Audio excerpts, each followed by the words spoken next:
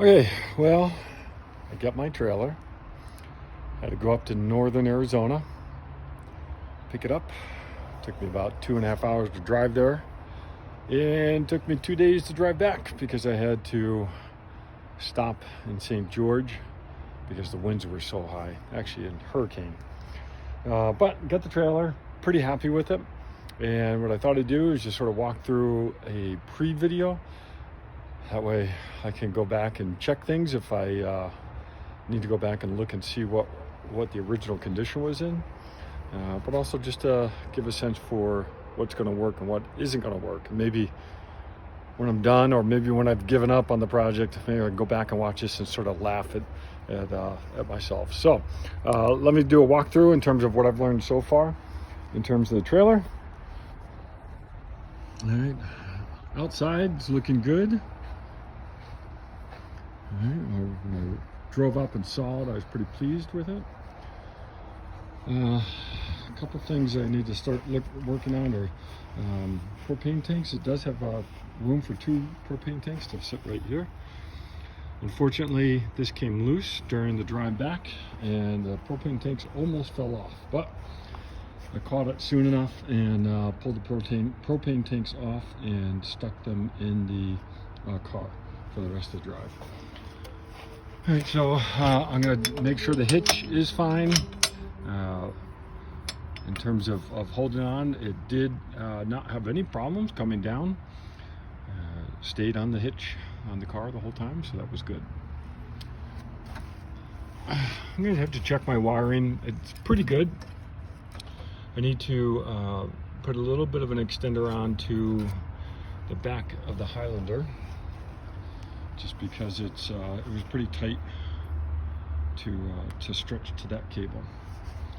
All right, so as I've learned from different videos, I'm gonna have to pull these sheets off, and there's putty in between here, and that putty, obviously there's a 61, that putty's all dried out.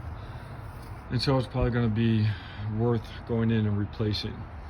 So I'll have to pull out all the hardware and replace all the putty in between.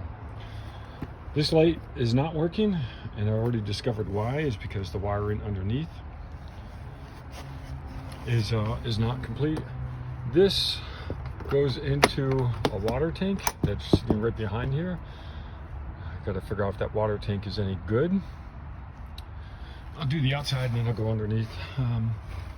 Not sure exactly what this is, but I think it's just a drain to the sink inside.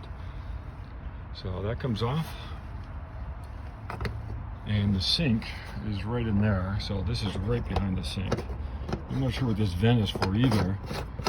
Of course, the stove is over here. It's right here.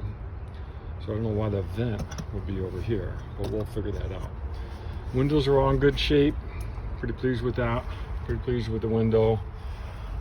These lights worked, or this one did. I think that's just a reflector. This blinker worked fine.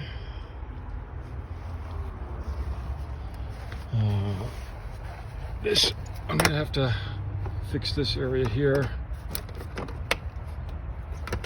This was held in by a screw, and I've got to take this lock off here.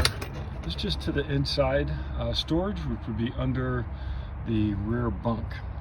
Fortunately, got a spare, so that's nice. And that cupboard opens up to the inside part of the trailer. This blinker, or this light works, but does not blink. So I got to figure out the wiring in terms of what's going on with that. This light worked, that was good. Window's good shape. Door's gonna need a little bit of work. I have to do something about this here. I might even just end up replacing the entire panel here.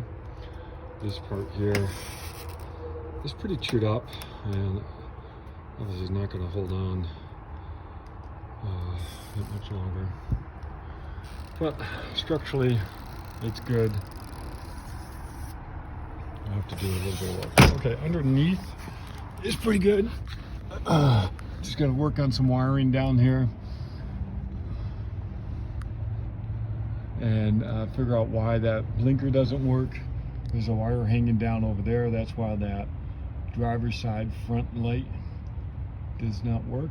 So I just need to connect that and we'll be fine there. But overall, the frame looked pretty good. It pulled good, so that was nice. So no problems with pulling. Ceiling or roof, sorry, looks good. But again, I'm gonna have to pull the panels and redo the putty because there is some water damage inside, and it's likely because that putty has dried out, especially in that top front corner right there. You can see that. All right, let's go inside. All right, this is just a seat here. I already started pulling it out. There's 2 seats that will need to be reupholstered. I've started pulling this part out here this morning. This is where the one seat is gonna sit, and the table goes in between, hooks up to this area right here. And so I've got some water damage here that I knew I saw, and I'm like, all right, we're gonna have to pull that out. Insulation, I'm gonna have to replace all the insulation because that mold looks like we're gonna do some woodwork there. Let's go. Closet. Nothing spectacular, but I'm gonna try to see if I can re-shellac these cabinets, or what I need to do to make that looking a little better. This is just an ice box. It's not a fridge, so it's just it's just like a cooler. Paneling here looks pretty good, but I'll probably pull it off anyhow. This paneling here does not match the color of this paneling, and I've got a little bit of water damage back here, and I want to change out the insulation inside the panels, so it's going to be a little bit of work.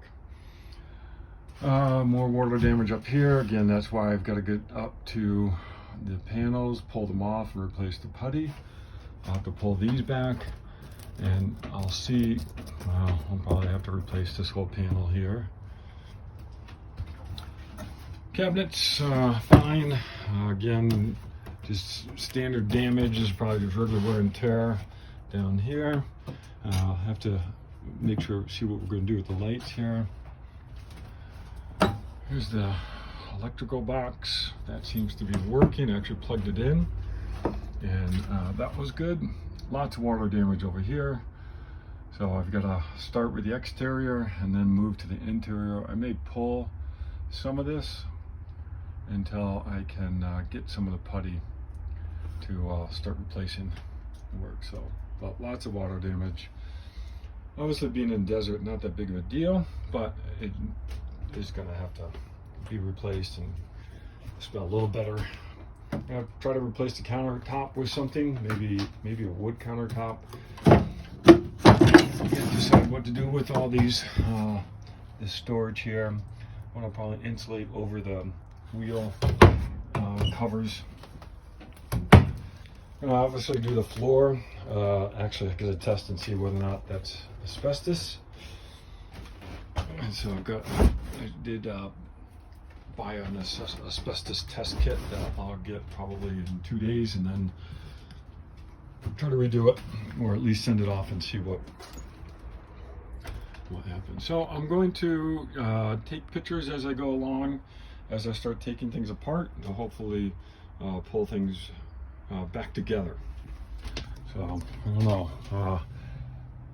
We'll see. It's a little bit of work, maybe a little bit more than what my skill set consists of, but I'm just going to take my time, watch a lot of videos, try to connect with other people who have done restorations, and see how they can walk me through getting this up and running.